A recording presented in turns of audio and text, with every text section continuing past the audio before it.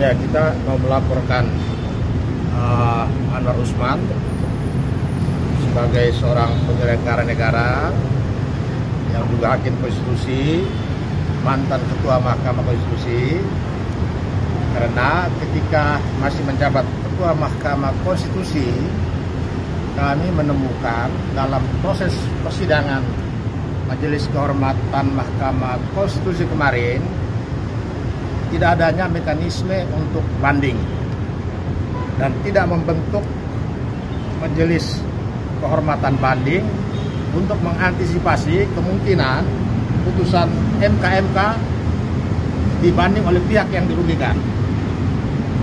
Perangkat Nusantara dan TPDI merasa dirugikan akibat putusan kemarin karena tuntutan TPDI dan Perangkat Nusantara adalah memberhentikan tidak dengan hormat Anwar Usman dari kedudukannya sebagai hakim konstitusi dan ketua Mahkamah Konstitusi karena pelanggarannya kategori berat dan itu dinyatakan terbukti oleh Majelis Kehormatan Mahkamah Konstitusi.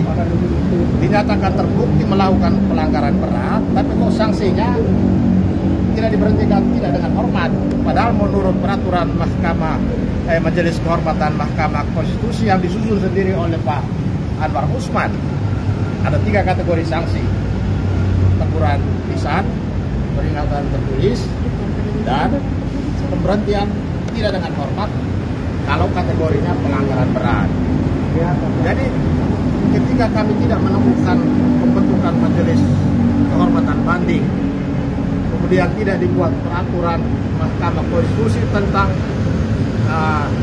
Majelis Kehormatan banding, kami anggap ini kelalaian Anwar Usman dalam rangka untuk menutupi, mengurangi, memperkecil, menghambat hak masyarakat termasuk kami ini yang melapor untuk melakukan upaya, termasuk dia sendiri jadi senjata makan tuan.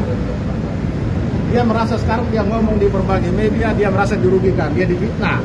Tetapi dia hanya bisa omong-omong di media karena dia sendiri tidak bisa banding.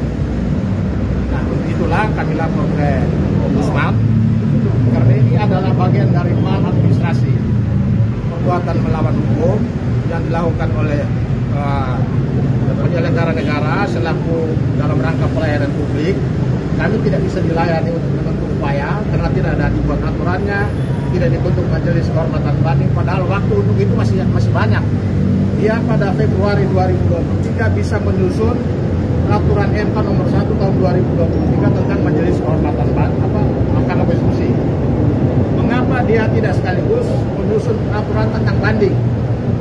Dan mengapa pada waktu pembentukan Pak Jimli dan kawan-kawan sebagai hakim Majelis Kehormatan Mahkamah Konstitusi tidak sekaligus membentuk majelis untuk banding supaya antisipasi? Nah, ini yang kami lapor ke Ombudsman RI. Yang kedua, peraturan Mahkamah Konstitusi nomor 1 tahun 2023 itu statusnya adalah peraturan perundang-undangan. Tetapi kami tidak menemukan di situ pengundangannya, tidak diundangkannya melalui lembaga negara atau berita negara. Kalau dia tidak diundangkan, berarti peraturan itu hanya mengikat ke dalam, tidak bisa mengikat keluar termasuk masyarakat. Jadi kalau itu benar, terbukti, itu proses kemarin itu percuma. Karena landasan hukumnya tidak ada kalau peraturan itu tidak diundangkan. Nah, itu yang kita mau laporkan ke